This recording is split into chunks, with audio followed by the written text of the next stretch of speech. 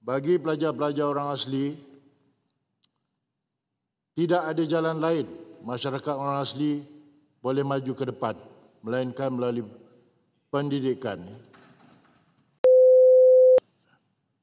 Ahli yang berhormat, saya ingin mengalukan kehadiran para pegawai dan pelajar orang asli dari Universiti Tenaga Nasional Unit 10, Kampus Sultan Haji Ahmad Shah Muazzam Shah Pahang yang diketuai oleh Puan Nurai Zariah Abidin, pengarah kampus Unit 10 ke Dewan Yang Mulia ini.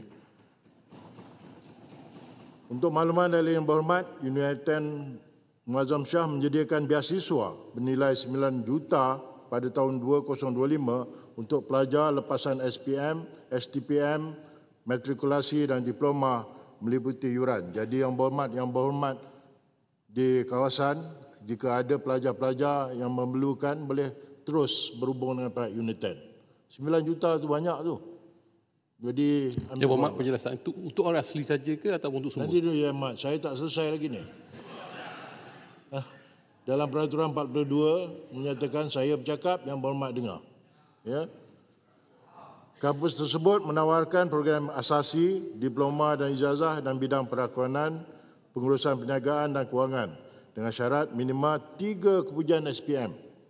Ahli Parlimen digalakkan membantu pelajar di kawasan masing-masing mendapatkan peluang ini. Maklumat lanjut boleh didapati di laman web Unit 10. Ini ruang untuk yang berhormat membantu di kawasan masing-masing. Ya, 9 juta, that's a lot of money. That can be, dengan izin boleh membantu pelajar-pelajar miskin bawah B40. Baik yang berhormat, apa dia nak tanya tadi? Barulah. Terima kasih, Yang Berhormat. Semua tanya 9 juta itu untuk semua pelajar ke atau untuk orang asli sahaja? Tidak, semua. Terima kasih. Itu dipahamkan. Jadi itu yang sebab saya war-warkan. This opportunity boleh bantu B40 tu. Ya, pelajar-pelajar. Baik, sebelum saya ke soalan ke-9, ingin saya menegur sedikitlah. Bagi pelajar-pelajar orang asli, tidak ada jalan lain masyarakat orang asli boleh maju ke depan, melainkan melalui pendidikan. Itu satu ruang.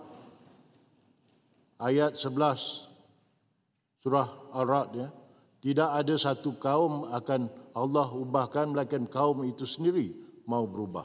Jadi ruang bagi masyarakat orang asli adalah melalui pendidikan. Ambil maklum itu. Ya.